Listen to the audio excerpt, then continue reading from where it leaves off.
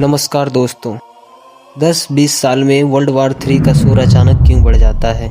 आज 2026 में इंटरनेट पर हर कोई वर्ल्ड वार 3 के बारे में लोगों को बताकर डरा रहा है कि वर्ल्ड वार 3 शुरू होने वाला है। लेकिन दोस्तों, वाकई कोई जंग की तैयारी है या फिर ये दुनिया का सबसे बड़ा प्लान नैरेटिव है। दोस्तों, क्योंकि वेनेजुला से लेकर ताइवान तक हर जगह अचानक बारूद की बू आने लगी है। दोस्तों, आखिर इसके पीछे का मास्टरमाइंड कौन है? क्या ये सिर्फ दो देशों की लड़ाई है या फिर मिलिट्री इंडस्ट्रियल कॉम्प्लेक्स की पुरानी साजिश? तो बने रहिए दोस्तों, आज एक्सपोज करते हैं वर्ल्ड वार 3 यानी WW3 की रियलिटी को। दोस्तों, सबसे बड़ा सवाल है कि WW3 यानी वर्ल्ड वार 3 की बात 2026 में ही क्यों की जा रही है। दोस्तों, 2026 में वर्ल्ड वार 3 की रियलिटी को 3 रीजन से समझते हैं। दोस्तों, दुनिया के बड़े वेपन मैन्युफैक्चरिंग कंपनीज को हर 10 से 12 साल में एक बड़ा कॉन्फ्लिक्ट चाहिए होता है ताकि उनका न्यू स्टॉक ऊपर आ जाए। 2026 तक पुराने स्टॉक्स खत्म हो चुके हैं। अब नए स्टॉक ऑर्डर के लिए खौफ तो पैदा करना पड़ेगा ना। दूसरा, US डॉलर। दोस्तों, US डॉलर का वैल्यू गिर रहा है। इतिहास गवाह है कि जब भी कोई सुपर पावर अपनी इकोनॉमी को बचाने में नाकाम होता है तो वह एक जंग की तरफ बढ़ता है और वो लोगों का ध्यान भटकाने के लिए वार का सहारा लेता है। The prediction trap. दोस्तों, लोग बाबा वेंगा और नोस्ट्राडामस की 2026 की प्रेडिक्शन को जानबूझकर एल्गोरिदम के जरिए वायरल कर रहे हैं ताकि लोग साइकोलॉजिकली जंग के लिए तैयार हो। इसे कहते हैं predictive programming. The real player of WW3।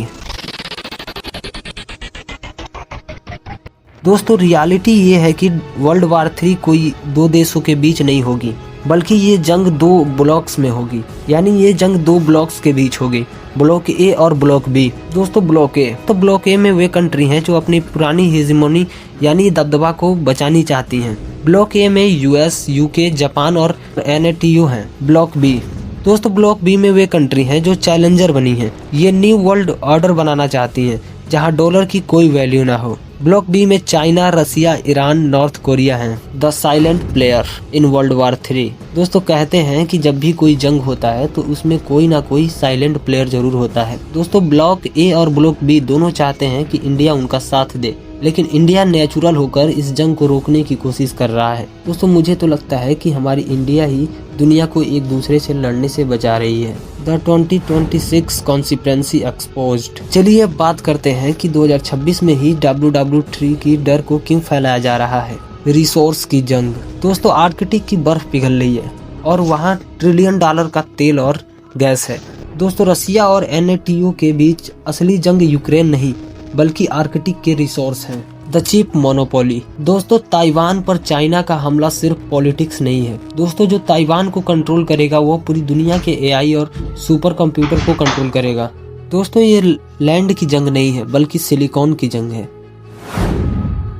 दोस्तों, दुनिया भर में लोग अपनी गवर्नमेंट से परेशान हैं। वार एक ऐसी चीज है जो नेशनलिज्म को जगा देती है और लोग अपने असली मसले जैसे बेरोजगारी, महंगाई को भूल जाते हैं। Programme of war. दोस्तों, अब देखते हैं कि अगर वार हुआ भी तो देशों के बीच क्या होगा। Satellite surveillance. दोस्तों, आज के जमाने में एक टैंक भी हिला तो सैटेलाइट देख लेती है, इसलिए कोई भी देश किसी पर सरप्राइज अटैक नहीं करेगी। Cyber dominance.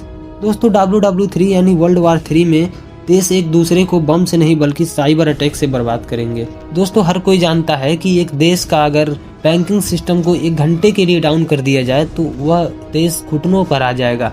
मिसाइल की जरूरत ही नहीं है। Internal collapse. दोस्तों, चाइना और रसिया की पॉपुलेशन तेजी से बूढ़ी हो रही है और उनके पास इतने यंग लोग नहीं हैं जो कि एक लॉन्ग टर्म के लिए वर्ल्ड वार लड़ सकें। Now final conclusion of WW3। दोस्तों, वर्ल्ड वार 3 कोई इवेंट नहीं है बल्कि एक कंटिन्यूअस प्रोसेस है। हम ऑलरेडी एक WW3 यानी वर्ल्ड वार 3 में जी रहे हैं। बस ये बम से नहीं बल्कि इंफॉर्मेशन लीक, साइबर अटैक और इकोनॉमिक सेक्शंस से लड़ी जा रही है। दोस्तों, 2026 में जो आप देख रहे हैं वो एक ग्रेट रीसेट की कोशिश है। पावरफुल लोग चाहते हैं कि आप डरे रहें क्योंकि डर एक ऐसा चीज है जो कि बिजनेस में बहुत ही महत्वपूर्ण है। दोस्तों, आपको लगता है कि ये इन्फॉर्मेशन लोगों तक पहुंचनी चाहिए तो वीडियो को शेयर जरूर कीजिएगा क्योंकि सच ही डर का सबसे बड़ा इलाज है। Take care. जय हिंद।